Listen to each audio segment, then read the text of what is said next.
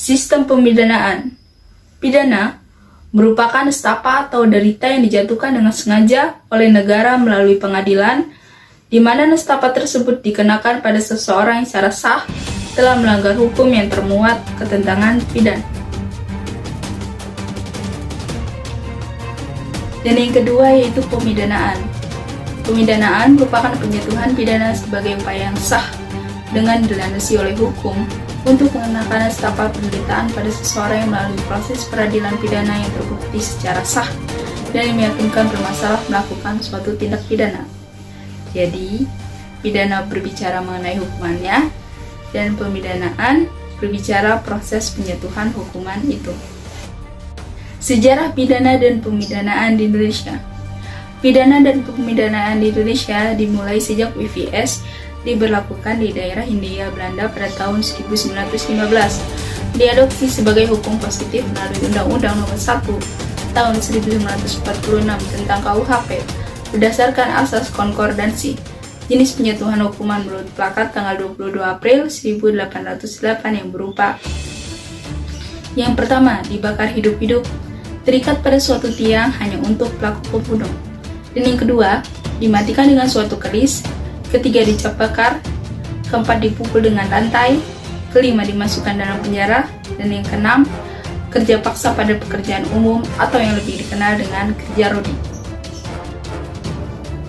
Teori dalam hukum pidana. Yang pertama yaitu teori mutlak atau absolut pembalasan. Yang kedua, teori relatif. Yang ketiga, teori gabungan. Dan yang keempat, teori keadilan restoratif.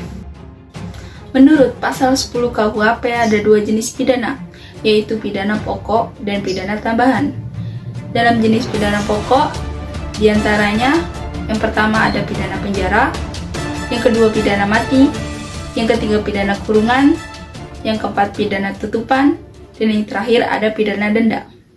Dalam jenis pidana tambahan ada yang pertama yaitu ada pencabutan hak-hak tertentu, yang kedua perampasan barang tertentu, dan yang ketiga pengumuman putusan hakim. Jenis sanksi pidana dalam RKUHP September tahun 2019. Yang pertama pidana pokok terdapat pada pasal 65, yang kedua pidana tambahan terdapat pada pasal 66, dan yang ketiga pidana yang bersifat khusus untuk tindak pidana tertentu yang ditentukan dalam undang-undang terdapat pada pasal 67.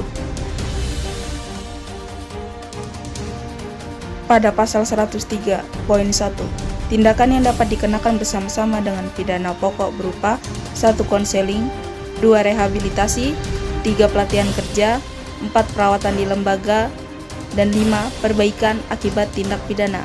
Yang kedua yaitu tindakan yang dapat dikenakan kepada setiap orang sebagaimana dimaksud dalam pasal 38 dan pasal 39 berupa 1. Rehabilitasi, 2. Penyerahan kepada seseorang, 3. Perawatan di lembaga, 4. Penyerahan kepada pemerintah, dan 5. Perawatan di rumah sakit jiwa. Yang ketiga jenis jangka waktu, tempat, atau pelaksanakan tindakan sebagaimana dimaksud pada ayat 1 dan ayat 2 ditetapkan dalam putusan pengadilan. Terdapat pada pasal 79.1, pidana denda paling banyak ditetapkan berdasarkan dari kategori 1 sampai dengan kategori 8. Poin 2, dalam hal terjadi perubahan nilai uang, ketentuan besarnya pidana denda ditetapkan dengan peraturan pemerintah.